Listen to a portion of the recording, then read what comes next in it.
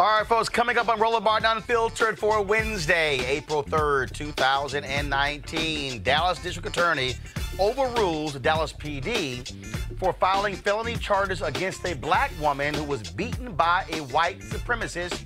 She will join us live with her attorney. The man arrested for the murder of Nipsey Hussle is held on $7 million bail. We will explain to you exactly who he is and what took place today in court.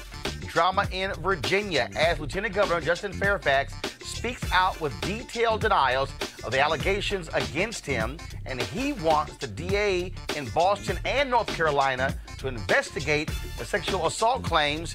He's not waiting for the alleged victims to do so. A huge victory for Lori Lightfoot in the Chicago mayoral race. She blew away Cook County Board President Tony Preckwinkle. She becomes the first black woman ever to become mayor of Chicago. And progressive Democrats are upset with plans by party leaders to shut down primary challengers in House races. What the hell are the Democrats thinking? And a black owner of 3 television stations filed suit today charging another broadcasting company, the largest broadcaster in the country, trying to sabotage his stations. Yeah, he'll join us. Also, a new film on Netflix from Samuel Abazuwile, also known as Blitz the Ambassador. The film is called Burial of Kojo. And of course, it was distributed by Ava DuVernay's company, Array. Blitz will join us to talk about that movie. Folks, a packed show. It's time to bring the funk on Roland Martin Unfiltered. Let's go. He's got it. Whatever the biz, he's on it. Whatever it is, he's got the scoop, the fact, the find. And when it breaks, he's right on time and it's rolling. Best believe he's knowing. Putting it down from sports to news to politics. With entertainment just for kicks, he's rolling. It's on go, y'all. It's Roland Martin, rolling with Roland now. He's funky, he's fresh, he's real, the best, you know he's Roland Martin now.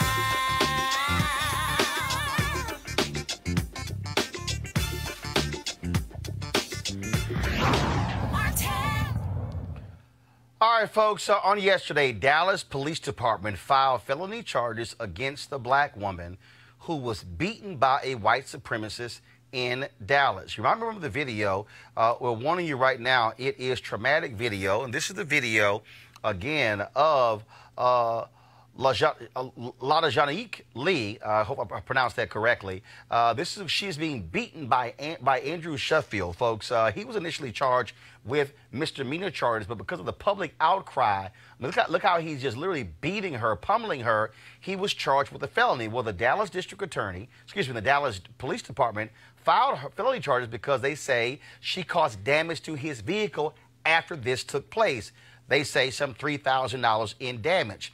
Late last night, I got a notice from the Dallas District Attorney's Office, an email stating they were aware of the charges and they would address it today. Well, they did. They dropped the charges. Joining us right now is Miss Lee and her attorney, Lee Merritt. First off, Miss Lee, hope I pronounce your name, please, the first name? LaDejanique, sorry. So I'm going to ask you first. First off, were you shocked to see Dallas Police Department file charges against you when you were the one who was pummeled, beaten by this white supremacist? I was very shocked. And when it happened, I mean, what, they said that you, damaged his car window or something along those lines? Yeah. When you, that night the event took place, what was crazy to me was that when he gets released after filing misdemeanor charges, you were still being treated in the hospital. Yes. And with this particular event that night that happened, can you explain to us, again, what took place? I mean, how did that even happen where all of a sudden you encounter him and then he just starts wailing away, beating on you? Hey, Roland, the district attorney, who hasn't had a chance to interview her yet, has asked that she refrain from sort of reciting the facts. She can talk about how she feels about the incident and, her physical condition, but she's not going to walk all the way through the facts, okay?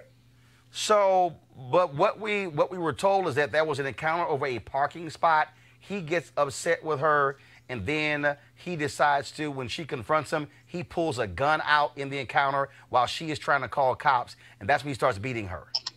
Yeah, and that's exactly it. And that's the part that's not caught on tape is that she let a friend out of the car who was staying in a hotel across the street. The friend who had a few drinks took a while to get out of the car, and so she waited. And Sheffield waited until she was alone, until the friend was then into the hotel room, then suddenly approached her and told her that she was facing the wrong way down a one-way street. He actually obstructed her path and refused to move out of the way. When she drove around him, he followed her to the parking lot. And that's when someone noticed him berating her with racial slurs and profanity. It was the hotel clerk across the street, and he began recording. And the rest is what's caught on that video. So one, Dallas DA dropped the charges. Have they talked to you? Have they talked to you, Miss Lee, to apologize for charges being filed? I mean, people were shocked and stunned if they're coming after you when this is white supremacists who was the one beating the hell out of you. They haven't. No, they haven't. I was shocked myself, but they haven't came to apologize. In fact, Police Chief Renee Hall, since she learned that the DA's office threw out the charges, she doubled down and said she felt she did the right thing, which is really... I'm sorry, you're saying... Let me hold up. You're saying that the black police chief in Dallas believes that her officers did the right thing filing felony charges against Ms. Lee when initially the white supremacists had misdemeanor charges filed against him. That's right. And she defended the actions of the misdemeanor charges being filed against this man, despite him carrying a gun and despite the vicious assault that everyone is seeing now. She defended the misdemeanor charges initially, and now she's doubled down on, quite frankly, stupid, and defended these charges that have now been dismissed by the district attorney. What happens next? What's next in this case? Well, the district attorney, it is now in the district attorney's hand, and we're hoping for that interview that I mentioned a moment ago. The reason why Ms. Lee is not talking about the facts right now, once it gets to the DA and he interviews her, he can pursue additional charges. We believe that there was a racial motivation behind this assault, and that the DA will be able to present evidence of that to a grand jury, get an indictment, and then we get a trial date and hopefully see this to a prosecution and a proper sentence. All right, then. Well, first of all, Ms. Lee, well, last question for you. Are you still experiencing trauma, any pain, injuries still from that beating? Yes. You describe it. I'm having head pain. I have migraines every day. I have ear pain from he busted my ear, so I can't sleep on the left side because the pressure from my ear touching the back of my head, it hurts really bad. I can't eat, sleep sometimes. My eating is all the way off. Well, we certainly are sad that you had to go through all of this, and hopefully there'll be justice in this case. We certainly appreciate both of you joining us. Thanks a lot. All right, thanks, Roland. All right, I want to quickly go to my panel here just to get their thoughts about this. Again, this strange filing of charges against her and then them actually doubling down on it. Kelly Bethea, communication strategist, Robert Patillo, civil rights attorney. Robert, that's sort of dumb if you're the police chief. Well, I would have to get more information because if they hadn't seen the video initially, if they were just going by the statement. No, they filed the charges yesterday. That video has been out several days. Understand. Even if it was out of when they were making the charging documents, if they hadn't seen the video, they may have decided to charge both parties. So you need more information on that. Both parties were not charged. What initially happened was the video was out day one. He got charged after the video came out. He got charged misdemeanor, goes in jail. Outcry, how in the hell is this guy? Because a lot of racist comments online. He gets put back. They rearrest him. They file different charges against him. Then he, of course, makes bail again.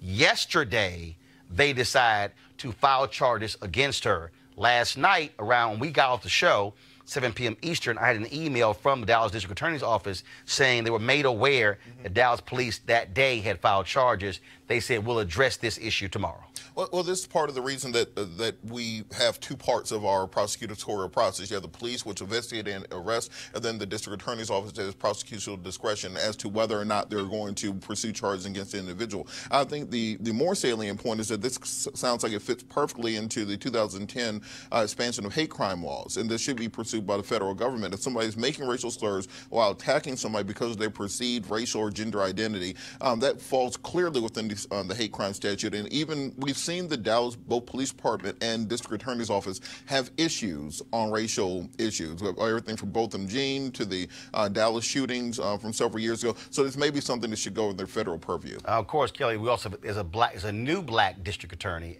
in Dallas, John Kojo, who beat the previous black female DA. Just your thoughts on this? I just think it's disgusting how black women are treated in this country, much less Dallas, Texas. Specifically regarding the hate crime aspect of this, I agree with panelists here regarding just the steps needed to be taken in order for this to actually get to a hate crime status regarding charges. My thoughts immediately go to what happened in Maryland recently within the past 2 years, the case of Richard Collins III. Yep. That was another case in which a white guy out of nowhere just stabs someone from my alma mater and kills him 2 days before graduation. And recently, Maryland just said that that is not. Yeah, no hate crime charges. There's no hate crime charges. So my concern with the new laws coming out regarding what constitutes a hate crime, do you have to say before you kill somebody or before you hit somebody, hey, you, black person, I don't like you, therefore I will stab you. It's never going to be that explicit. So who exactly is this law going to protect? All right, let's go to Los Angeles, folks, where the man charged with the murder of Nipsey Hussle is being held on $7 million bail. That man, his name is Eric Holder. He's a rapper who goes by the name of Fly Mac. He sang body bags, 38 gun blasts, and bloody homicides in his songs. TMZ reports that Holder kicked Hussle in the head after he shot him. TMZ also reports that Hussle was alone at his shop because he went there on the spur of the moment without security to get some new clothes for a friend who just got out of prison after 20 years. But remember, Hussle was shot and killed. 2 other people were also wounded as a result of that. And so that's the latest in that particular case. Let's talk about Virginia, where Lieutenant Governor Justin Fairfax, his 2 accusers told their stories to Gayle King on Monday and Tuesday. Well, today, Fairfax went before the cameras, coming out to once again deny their allegations of sexual assault. This time, he did so point by point. Here's a video. While Dr. Tyson has stated definitively that she met, interacted, and had a conversation with me in Boston on July 26, 2004, the first day of the convention. In fact, Senator Edwards and I were not in Boston on that date. We did not arrive to Boston from North Carolina until the following day. After I arrived, I met Dr. Tyson in passing. She was a volunteer at the convention. As young adults and students, we spent time together talking. I invited her to my hotel room where we engaged in completely consensual activity. I have heard Dr. Tyson say that I held her neck and physically forced her to engage in sexual contact. That is simply not true. What she alleges never happened. At no time did I force any contact. And she has also said that she was visibly upset and crying. That also is not true. At no time was she crying, or did she express any concern, reluctance, or discomfort. Her demeanor never changed throughout the entire encounter. We engaged in friendly banter after leaving the room. Dr. Tyson has said that after our encounter, we had no further contact. That too is not true. In fact, she reached out to me more than once after the convention had ended, and we spoke several times in the weeks after the convention. In fact, at one point, Dr. Tyson left me a message asking me if she could visit me in New York City, where I had returned to school at Columbia Law School, and even invited me to meet her mother. I did not respond, and our relationship did not continue. Through it all, I had no reason to believe that she felt that our interaction in Boston was anything other than 100% consensual. As regards Ms. Watson, I knew Meredith Watson when we were both in college at Duke University. We had many mutual friends and saw each other often. While she and I had never previously had a physical or romantic relationship, we were friendly with each other. On one occasion late in my senior year, in the year 2000, she initiated a consensual encounter with me. I did not rape or sexually assault Meredith Watson. I did not lock the door. I did not turn out the lights. I did not hold her down or use any physical force whatsoever. We were both willing participants. After that encounter, I saw her on occasion when we were with mutual friends. At no time before, during, or after our encounter did she ever say or do anything that suggested to me in any way that she believed, that she thought anything that happened between us was something she had not wanted or that she was uncomfortable with. Ms. Watson has alleged that we later had a conversation about the encounter where I supposedly raised the fact that she had previously accused a Duke basketball player of raping her, and therefore I thought she would, quote unquote, be too afraid to report another assault. No version of that conversation ever occurred. Now, folks, also in the news conference, Fairfax made it clear that he also took 2 lie detector tests and passed both of them. Of course, his statement was a lot longer than that. Now, check this out. Go to my iPad, please. He also said this, quote, "At my direction, my attorney has contacted the district attorney's office in Boston, Massachusetts, and the district attorney's office in Durham, North Carolina. Each would have jurisdiction over these alleged crimes. My attorney has asked each office to launch an investigation of these allegations if they have not already done so." Now, what has been going on, of course, is in that interview, Tyson said she would be willing to speak before a process, a legislative process in Virginia. This is a statement that was released today by the lawyer for Dr. Vanessa Tyson. This is what they released. Since their allegations became public in February 2019, Dr. Vanessa Tyson and Meredith Watson have made clear they believe the people of Virginia deserve to hear about the sexual assault and trauma they experienced at the hands of Lieutenant Governor Justin Fairfax.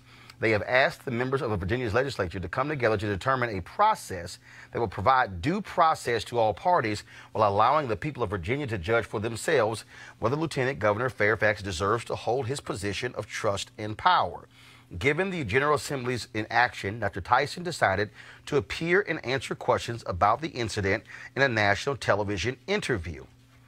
Today, Lieutenant Governor Fairfax made a public statement to members of the media in which he responded in a piecemeal fashion to the accounts of both women. He insists that he is fit to serve as Virginia's lieutenant governor unless he is convicted of criminal court. However, a politician's fitness for office is wholly independent of the workings of the criminal justice system. We believe Lieutenant Governor Fairfax's statement to the media further exemplifies the need for a bipartisan public hearing in which all sides have an equal opportunity to testify under oath and present facts and evidence. It is unclear why Lieutenant Governor Fairfax is refusing to appear and testify under oath in the General Assembly about his past conduct. While Dr. Tyson and her legal team have been in touch with the Suffolk County District Attorney's Office, and she has not ruled out pursuing criminal charges, the Virginia General Assembly must fulfill its responsibility to the people of Virginia to ensure the integrity of the Commonwealth's leadership. Reports have indicated that Virginia's legislators are at a political standstill and unable to agree on a way to allow all parties to testify in public and under oath. Sexual assault is not a partisan issue. The failure of the Virginia legislature to provide all sides the opportunity to be heard sends a devastating message to sexual assault survivors in the Commonwealth that their state representatives will silence them in order to gain political advantage. We hope that the General Assembly and Lieutenant Governor Fairfax will agree to hold an open, fair hearing where all parties can come forward to provide information about this serious matter. Now, let me break this thing down. I want to break this statement down and also deal with his statements. Also joining us is Dr. Jason Nichols, lecturer for the Department of African American Studies, University of Maryland. So I'm going to start from the bottom up because here's what I found to be quite interesting as I read this. First, this statement says, the failure of the Virginia legislature to provide all sides the opportunity to be heard sends a devastating message to sexual assault survivors in the Commonwealth. First of all, neither one of them are from Virginia. One took place in Boston, one took place in North Carolina. They say in here that Fairfax addressed his piecemeal. That's actually not what happened. But I'm still trying to understand here. This is a statement from the lawyer for Vanessa Tyson, okay, Deborah Katz. She's trying to push the Virginia legislature to hear this out, Kelly, but they don't want to file a complaint in the legal. Fairfax basically said, wait a minute, I'm being accused of forcing someone to have oral sex in Boston and raping somebody in North Carolina. He said, fine, since y'all doing this, I'm going to call the DA. Mm-hmm. I'm still sort of stuck on this, that the lawyer for the women don't want a legal investigation. They want a political discussion. And they even said in here to allow facts and evidence to be presented. Hold on, go back. We believe Lieutenant Governor Fairfax's statements to the media further exemplifies the need for a bipartisan public hearing in which all sides have an equal opportunity to testify under oath and present facts and evidence. Kelly, why wouldn't you present facts and evidence to the district attorney who prosecutes? My question is, are there really facts and evidence at all when it hasn't been to court yet? That's the nuance here that I'm not understanding. This is a very peculiar situation. I've never seen anything like this. And like you said, the fact that Fairfax is actually saying, hey, I actually want this to be prosecuted in court, real court, so that he can be legally cleared of this, I think it sounds like they want him tarnished on a political end and not actually prosecuted, because maybe they don't have a strong enough case for actual prosecution, but maybe just enough in the court of public opinion to actually do some damage to his reputation. I am not one to say that I don't believe a rape victim. I'm not saying that whatsoever. I'm saying that this is strange, period. Robert, you're a lawyer. How are you looking at Well, yes. you know, I've always been on the record, believe women. It's time for us to listen to women. Absolutely. It's time for us to give these women a voice and to be Hold on, heard. you say, what you say on the record? You say on the record to listen to women and believe, or listen and then see what happens? Listen, investigate, and give them credibility, because too often in the past it was dismissed offhand. Right. And that's what prevented women from coming forward with these allegations. In this particular case, the statute of limitation in Massachusetts for sexual assault and rape is 16 years. That'll be in 2003. This is still within the statute of limitations. Right. If they wanted to file criminal charges in Boston, they could do exactly that. And in fact, the Suffolk County DA, who was a black woman, she came out in February and said, if a complaint is filed, I will investigate. In mid-February, Tyson's attorney said they were going to meet with the DA. They've yet to do so. But it's interesting that they would release this statement demanding a legislative hearing to present facts and evidence, but not file a complaint. Well, I think the reason they chose that path is that it's unprovable in the court of law. You're never going to get to a beyond a reasonable doubt between what happened in a bedroom between two people with no physical evidence, no physical violence, no recordation thereafter. Most people don't take notes and keep a ledger of what happened after sex, and I think that's why they're not going to a district attorney. So, now you got to ask the question. Again, reading that statement again, it sounds to me, reading that statement, they're saying, we want court of public opinion. We don't actually want to file a legal complaint. We want the court of public opinion to determine whether or not he should go. Well, the issue is they cannot prove this in a court of law. That there's because there's no DNA, no physical evidence, no witnesses, no letters, emails, text messages, social media posts, anything along those lines from 2004 that could prove this in a court of law that there was any incident that took place. The lawyer's position is to have this testimony go forward, much like in the Kavanaugh hearing, where there was no criminal charges filed, but they do want their story told in public. And she was the attorney for Christine Blasey Ford. Jason, what do you make of this? Because, and then especially, what do you make of Fairfax saying, okay, fine, y'all don't want, I'm going to tell the DA, launch an investigation? Well, I was thinking the exact same thing that was said, and that is that this is very difficult to prove without any serious evidence. It's been a long time. My question is, if this happened, would they have told a friend, told somebody, had witnesses that they could pull forward? And as far as the political damage, I feel like it's already been done. I would honestly, if I were Justin Fairfax's friend, family member, I would tell him to step down and perhaps do something else. Why? This has been, I'm sure trying for him, trying for his wife, trying for his family. But why would you say step down? His reputation has been tarnished. But I'll ask both of you as men. If you were accused of this and you were adamant you didn't do it, your name it's already there. Why wouldn't you fight? Why wouldn't you fight for your name? Well, because I don't want to be on camera detailing off my sexual activity from college in front of a national audience for a panel of people to be breaking down. But it's already happened.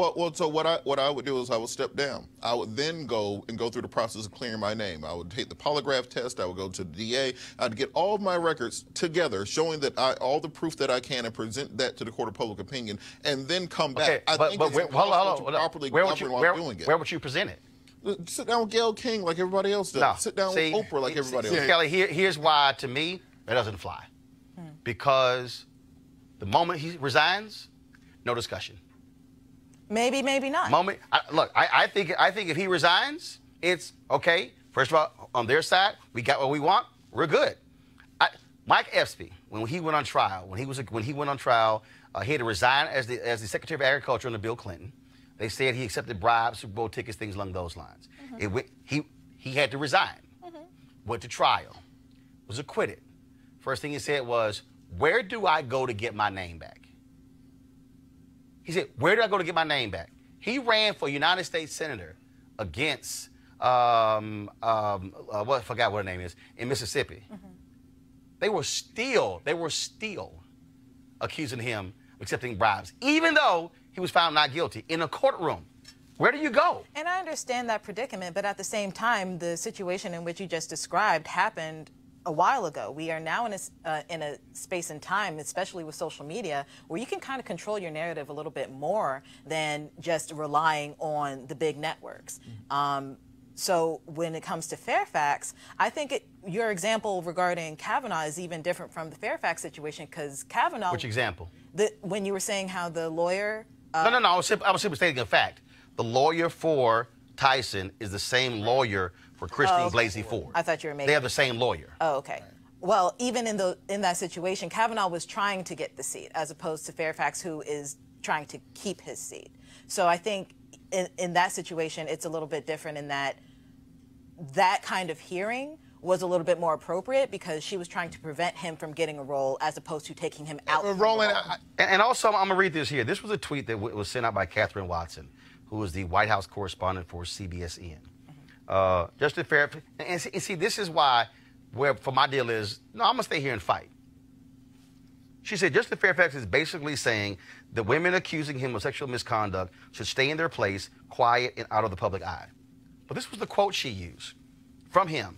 I do not believe the national television appearances or legislative hearings are the right vehicles to get at the truth. That's not what he said. He didn't say stay in their place, stay quiet out of public eye. If I'm Fairfax, and first of all, the governor of Virginia can only serve one term. He was going to be the favorite to be the gubernatorial nominee in Virginia. The reality is, you've already put it out there. You're accusing me of rape. You're accusing me of forcing you to have oral sex. In the public's eye, a resignation means I'm guilty. If my name has been so tarnished and I can't run for governor in 4 years, then damn that. I'm fighting. My deal is I'm not going anywhere. If someone accused me of something and I absolutely believe I did not do it, I'm not going anywhere. I'm going to fight for my name just where I am because I busted my butt too hard to get to where I am to then scurry off to go somewhere else. Now, I get folks say, hey, but at the end of the day, if you already tarnished my name, hell, I'm staying right here. I dig that, Roland, but at the same time, we saw I think your example of Mike Espy is a good one.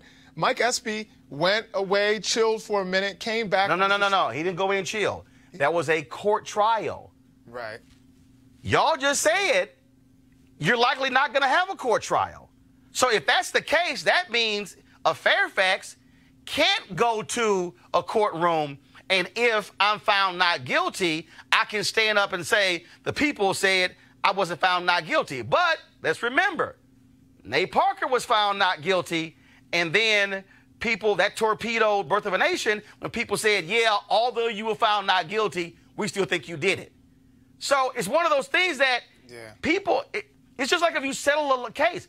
You know, you settle a case, folks still say, oh, yeah, you settled, but I think you're a pedophile. And so it's one of those things where I'm just saying, if that was me, and you accused me, and I didn't do it, oh, hell no, I ain't going nowhere.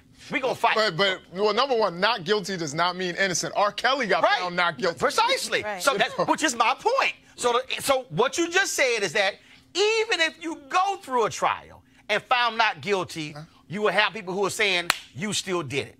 And so if I quit, I'm basically giving you what you want.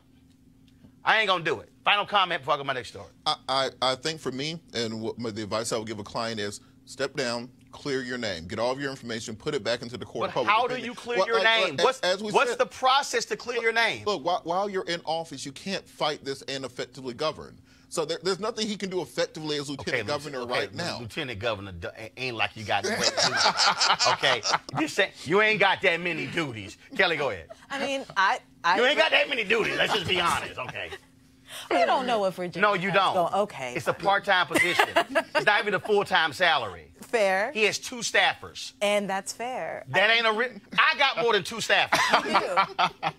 Because you have a full organization. I got 3 staffers in Chicago. Fair. I ain't even counting the people here. But go ahead.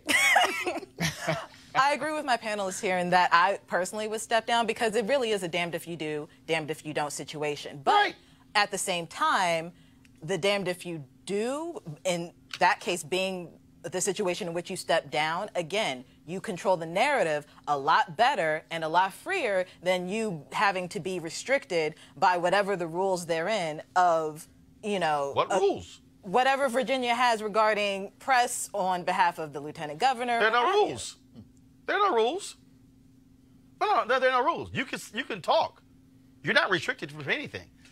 And in fact, I think you're actually in a better position to defend yourself where you are. Jason, go ahead with your final comment. No, I would say that Justin Fairfax in some ways is taking the right road in saying, look, I want this to go to court. I think that's actually a good way of going about it. But staying as lieutenant governor, I think, does damage to probably a lot of the causes that he wanted to fight for in that position. So if it's not really necessarily just about him, it's also about the things that he wanted to advocate for. His name right now and everything that he is attached to is going to be brought down. And I think that's... And guess who hasn't left? Governor the blackface governor and the blackface attorney general. Well, you know we already are held to a different standard. No, damn that. They need to go too. But if you look at the polling data in Virginia, that's not what the folks in Virginia are saying. So we'll see exactly what happens in Virginia. Oh, I'm just saying, you accuse me of something I ain't do it. We're going to fight until hell freezes over, then we're going to fight on the ice. Going to a break. We'll be back in just a moment. Roland Martin Unfiltered. You want to check out Roland Martin Unfiltered? YouTube.com/Roland S. Martin. And subscribe to our YouTube channel. There's only one daily digital show out here that keeps it black and keep it real. It's Roland Martin Unfiltered. See that name right there? Roland Martin Unfiltered. Like, share, and subscribe to our YouTube channel. That's YouTube.com/Roland S. Martin. And don't forget to turn on your notifications so when we go live, you'll know it. Here we go. All right, folks, you have plenty of pictures in your home, but you've never seen anything like this before. Introducing EasyTiles, the world's first photo tiles made of sleek and ultra lightweight glass. EasyTiles makes it very simple. You use your exclusive app for iPhone and Android to upload as many photos as you like. Then they print them on tempered glass. Now, your order arrives on your doorstep in a few days. And that's when the real fun begins, because with EasyTiles, you'll transform your living space with a gallery wall that will amaze each and every guest. EasyTiles are even simple to hang, no hammer and no nails. Even Robert could do it. And because they're mounted on small risers, they appear to float on your wall. Easy to order, easy to hang, and guaranteed for life. Now you can save 30% on any size order, plus get free shipping on orders of 4 or more. Just download the free EasyTiles app at EasyTiles.com and turn your best memories into beautiful glass wall art. Plus, save big now with this special offer. That's EasyTiles.com, EasyTiles.com. Hey fam, want to check out Roland Unfiltered, the blackest show on all of digital, cable, and broadcast. Check out our audio podcast. There's only one daily digital show out here that keeps it black and keep it real. It's Roland Martin Unfiltered. Press play.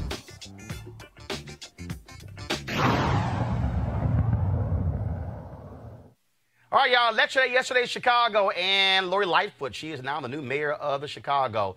She, of course, corporate lawyer, also worked in public space under Rahm Emanuel. She blew away Cook County Board President Toni Preckwinkle 73-26. She beat her ass like she was precious.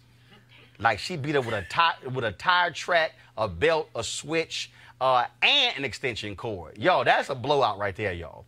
Of course, Preckwinkle, not only was she the president of the Cook County Board, she also, folks, was the head of the Cook County Democratic Party.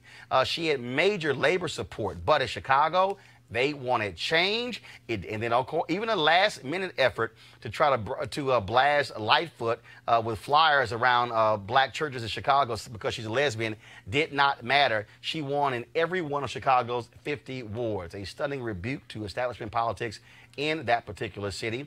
And today, Reverend Jesse Jackson Sr. insisted both of them attend a unity rally to ensure that people understand that you have to move forward together, because also what's important, Preckwinkle will still be the Cook County Board President. Lightfoot's going to be mayor. They're going to be on opposite ends of the same building. Here, of course, is some of that unity rally.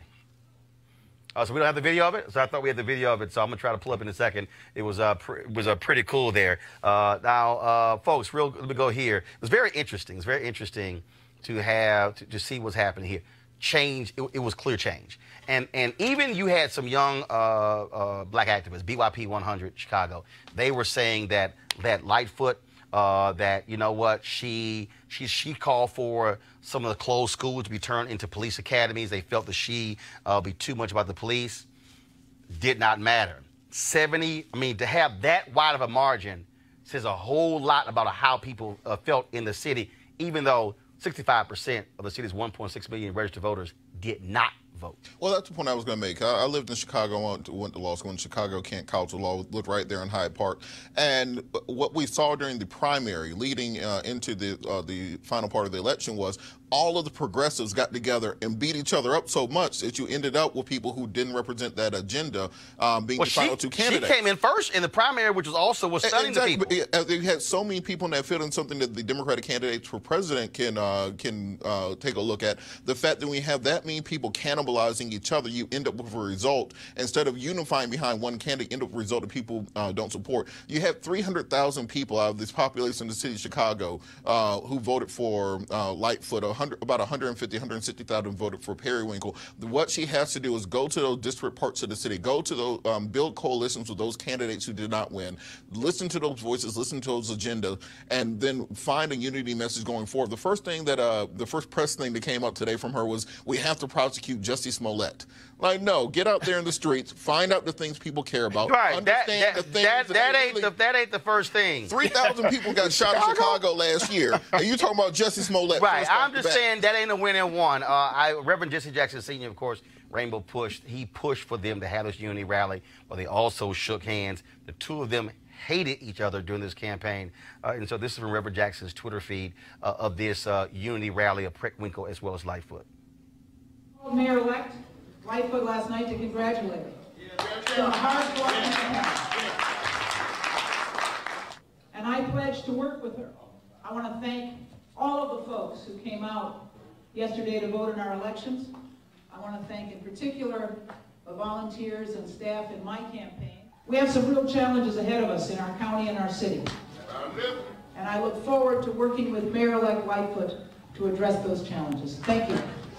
I will, of course, begin by congratulating and thanking President Preckwinkle on her candidacy. She deserves our respect. Yeah. And she will have my personal commitment. She and I share many of the same policy goals, from criminal justice reform to living wages to equitable investment in our neighborhoods.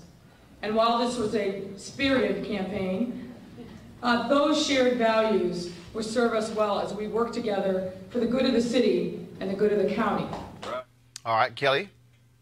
Historic. First black female mayor of Chicago. And I think that's the biggest accomplishment, so to speak, from a social standpoint that's going on here. I, for one, am happy to see that. I'm a little bit surprised considering the internalized homophobia of the black community, the fact that this happened. Oh, white folks homophobic too. That too.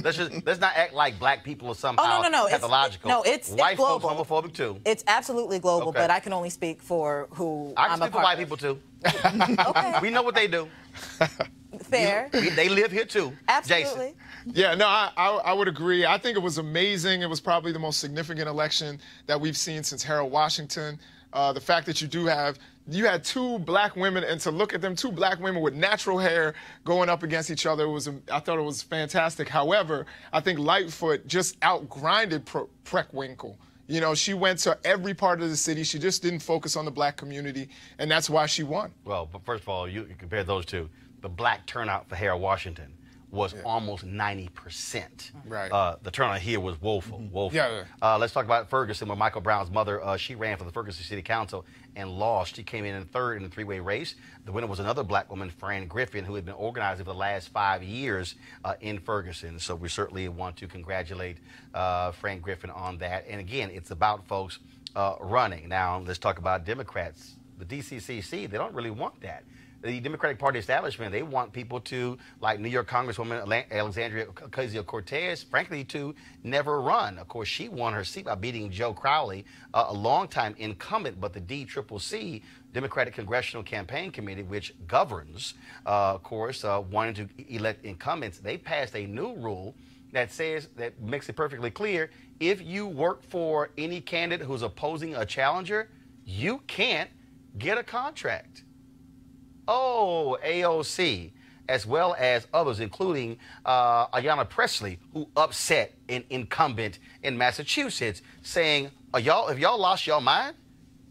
A lot of the new freshmen in Congress are a result of folks challenging incumbents, people who raised small amounts of money, who did not have endorsements, who did not get lots of praise from incumbents. They are saying this makes no sense and it is wrong. And frankly, I agree with them. I think the Democrats, first of all, I get the DCCC's position, but I do not think you penalize somebody who works for an incumbent, because the very same incumbents who are now there, you want them and their votes. You want them raising money. Okay? Democrats, they want Cortez, and they want Ayanna Pressley and Lauren Underwood and Ilhan Omar out there because they have brought a new energy to the party. DCCC, this is stupid and shameful. Well, I think old people are stubborn sometimes. And when you have Shocking. when you have that old folks club, that old folks group, people 70 or plus, when you see all these they young start people, getting old. Yeah, coming in and shaking up things, they forget that they were at one point in time those young insurgents. firebrands. Yes. If you look at the 1977, 1976 congressional class, you had John Conyers, you had Maxine Waters coming in to shake up the system. But when you get comfortable, when you become part of the establishment, you know, there's that line from Batman. You either die a hero or live long enough to see yourself become a villain. Many of these people have grown to become that villain. I think that is one of those situations where, especially with the DCCC, what they're doing is becoming almost dangerously close to kind of this old white man club by doing something like this. Because who's coming up? People of color, women, LGBT community, and the like. Everybody who's considered a minority. Those are the people who are, you know, fighting after these seats. And it's because of people like AOC, Ayanna Pressley, Ilhan Omar, that they feel encouraged to do so. So now you're in a situation where you can't do that. Yeah, I would agree. And I would say that, you know, just kind of what was alluded to earlier was, I think it's also old black folks. It's not just old white folks. People just out of their cold, dead hands. First of all, anybody, power. If you in office, you ain't trying to you ain't trying to lose power. And so that's what this is. This is their job is to protect incumbents in seats, but I'm sorry, you don't own that seat. Right. I think maybe, you know, I'm not totally against term limits. I've thought about, you know, perhaps some of these people need some term limits. Well, the issue here is not really term limits. The issue here is you saying we're going to penalize somebody who works for a campaign. So they are threatening, if you work for a challenger, you are risking never working for us again. And to me, that's wrong. So the DCCC should change this. You can support incumbents all you want to, but to literally threaten folks who work for a challenger, that to me is dead wrong. You know, we believe in the importance of black-owned media. That is black folks owning media, whether it's television, radio, newspapers, websites.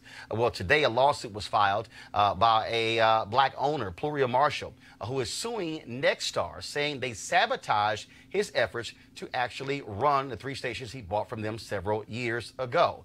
Now, we reached out to Nexstar for comment. A spokesman gave us this statement. The allegations made by MBG in this lawsuit against the company are spurious and without merit. The company intends to vigorously defend itself regarding this matter in a court of law. Joining us right now is Pluria Marshall. Pluria, how you doing? I'm great, Roland. How are you? Doing great. So you bought these stations how long ago? We bought the stations in 2014 and 2015. And what was the relationship like when you bought the stations? Was it good?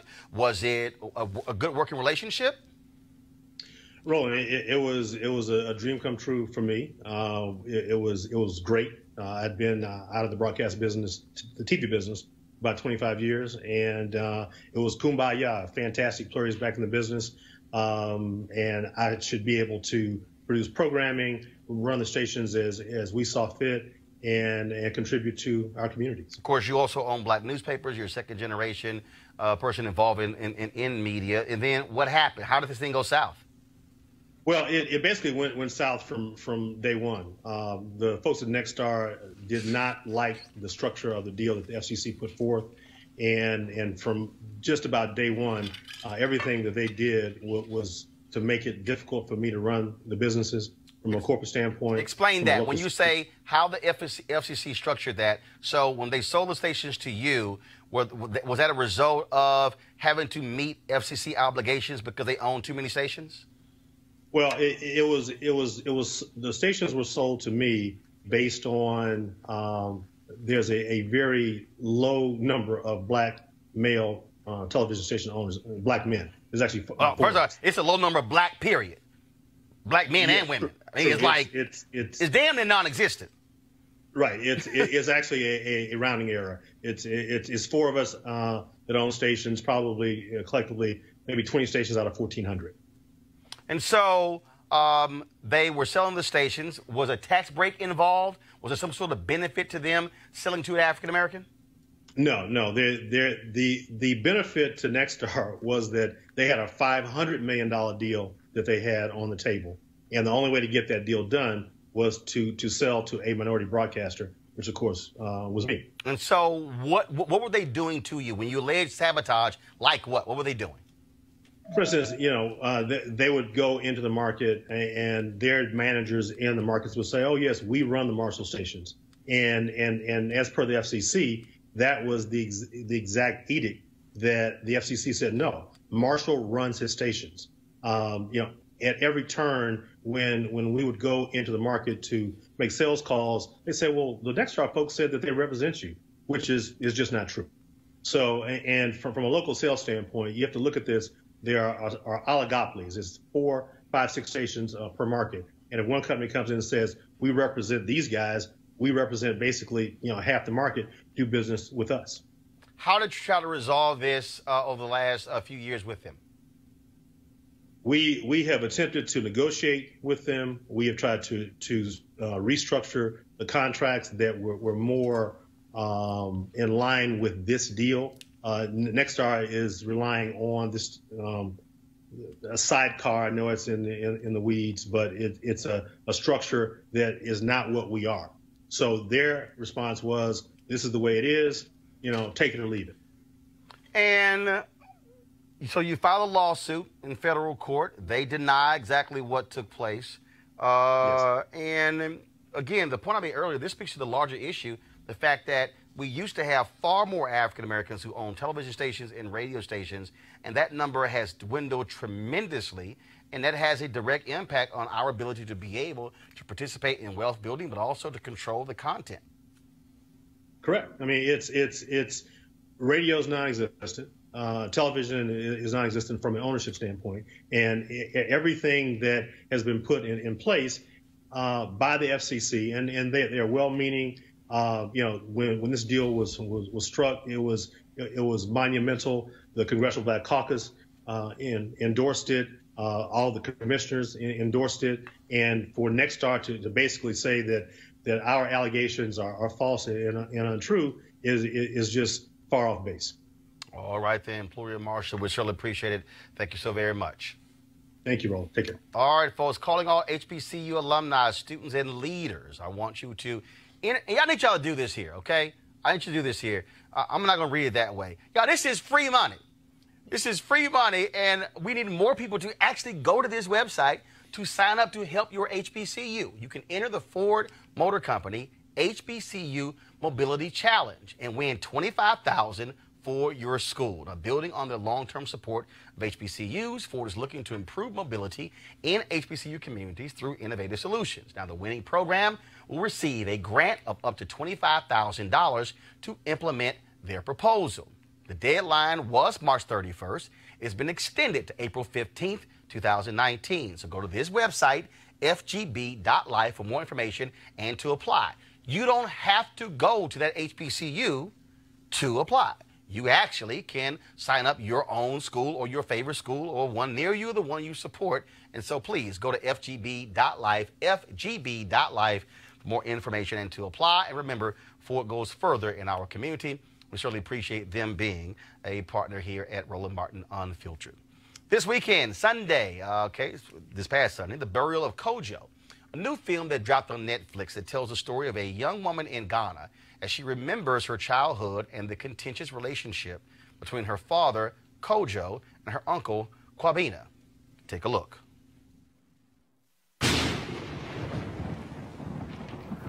The story of my childhood is a strange one. So strange that most people find it impossible to believe.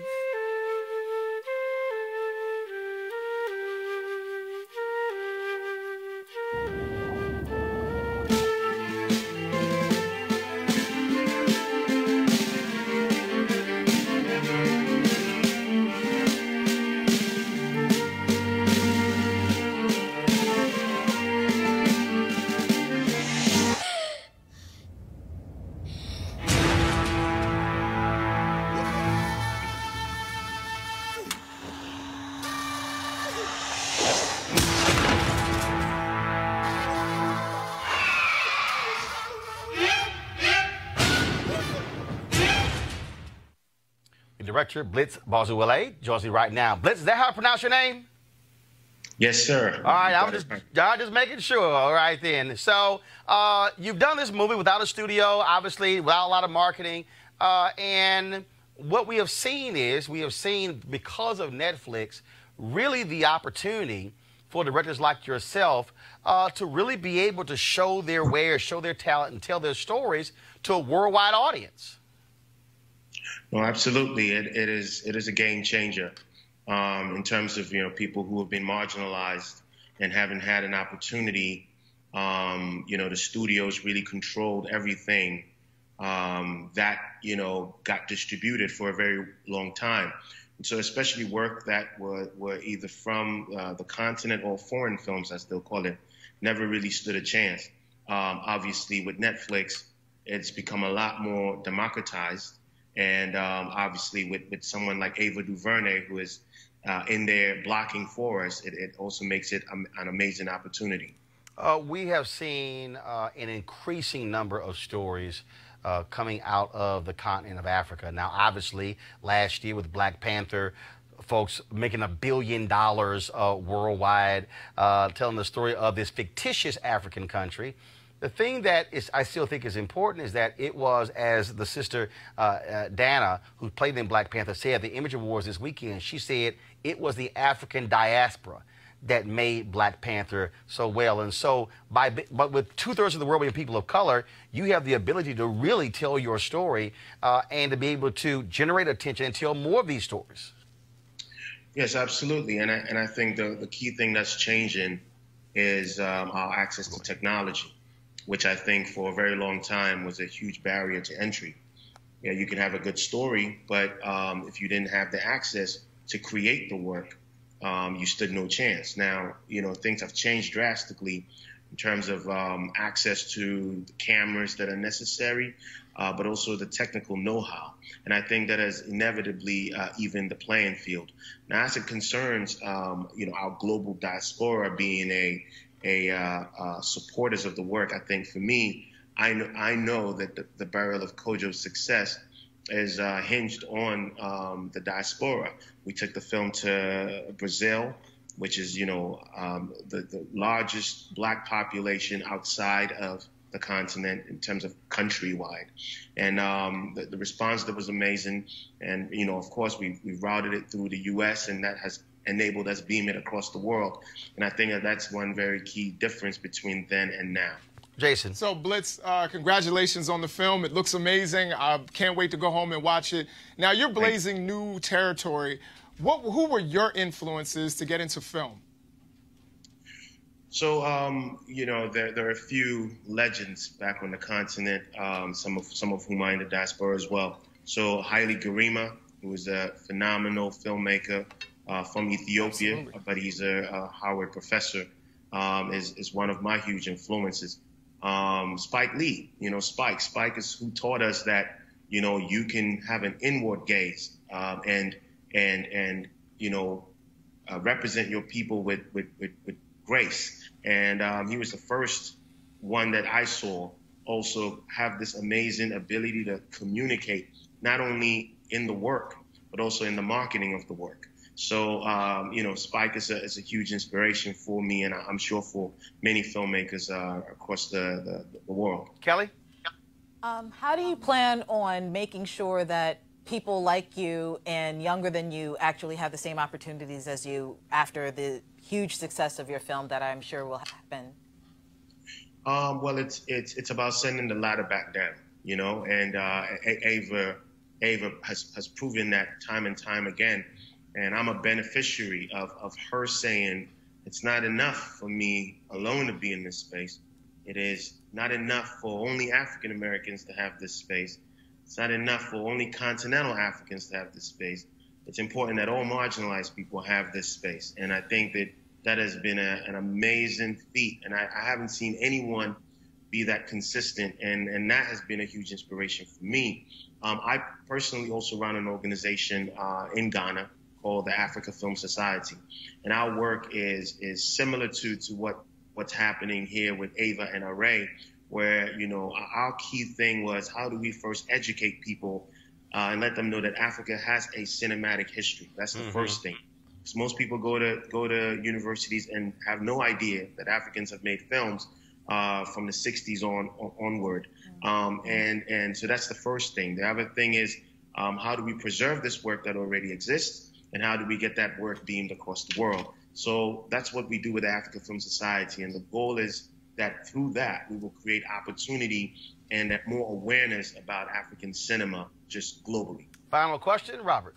for about a generation, people in the diaspora were bombarded with negative images and iconography about Africa, and for that reason disconnected from their people. They built up a certain level of prejudice towards people from the motherland. How does your film help to break down those prejudices, and how do you plan to reach out to people, particularly in America and as you said, Brazil and other locations, to break down this stigma and get them more interested in African films?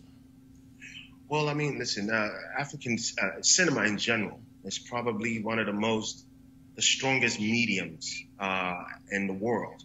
It unlike, say, literature, unlike, fine art or music, it has the ability to build very direct empathy, or has the ability to create heavy bias that, based on what you view and based on what you take in, you form your opinions on a group of people. And there has been no secret that as it relates to the continent, there has been a very concerted effort, and it has been long-standing, to create these very derogative images of us.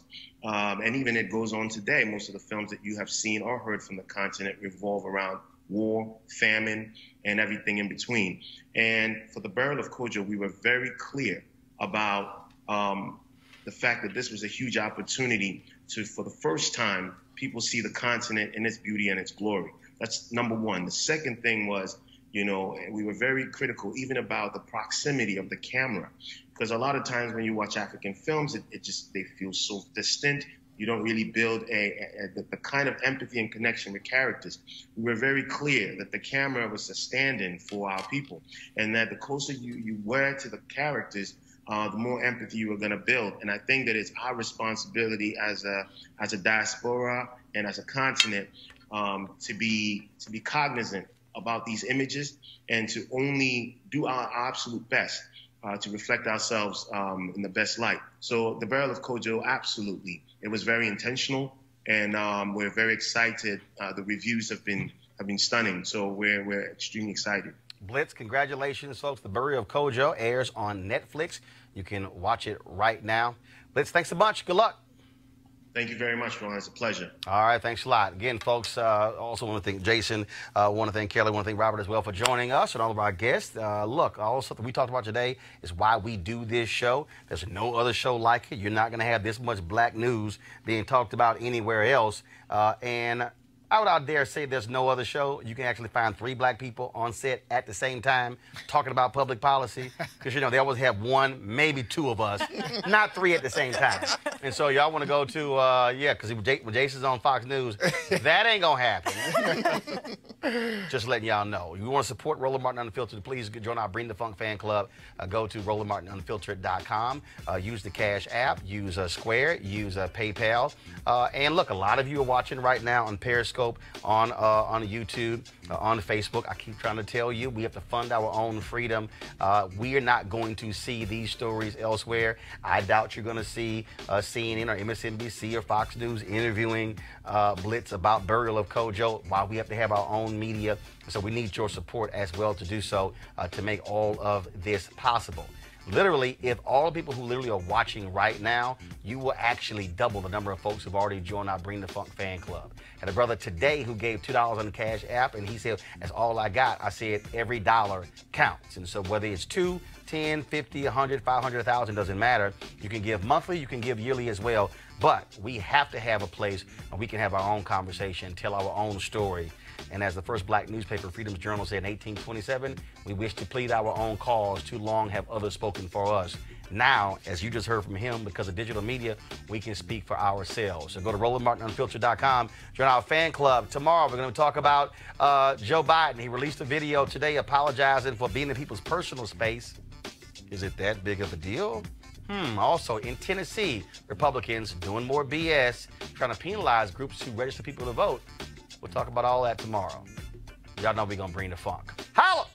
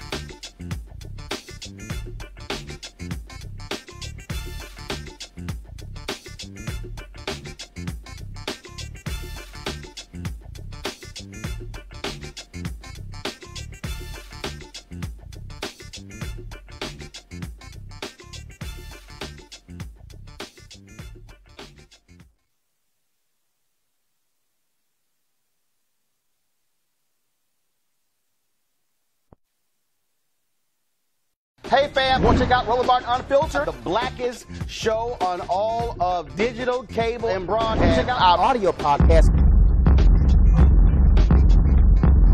There's only one daily digital show out here that keeps it black and keep it real. It's Roland Martin Unfiltered. Press play. You want to support Roland Martin Unfiltered? Be sure to join our Bring the Funk fan club. Every dollar that you give to us supports our daily digital show. There's only one daily digital show out here that keeps it black and keep it real. It's Roland Martin Unfiltered. Support the Roland Martin Unfiltered daily digital show by going to RolandMartinUnfiltered.com. Our goal is to get 20,000 of our fans contributing $50 each for the whole year. You can make this possible. RolandMartinUnfiltered.com. You want to check out Roland Martin Unfiltered? YouTube.com/Roland S. Martin. And subscribe to our YouTube channel. There's only one daily digital show out here that keeps it black and keep it real. It's Roland Martin Unfiltered. See that name right there? Roland Martin Unfiltered. Like, share, and subscribe to our YouTube channel. That's YouTube.com/Roland S. Martin. And don't forget to turn on your notifications so when we go live, you'll know it.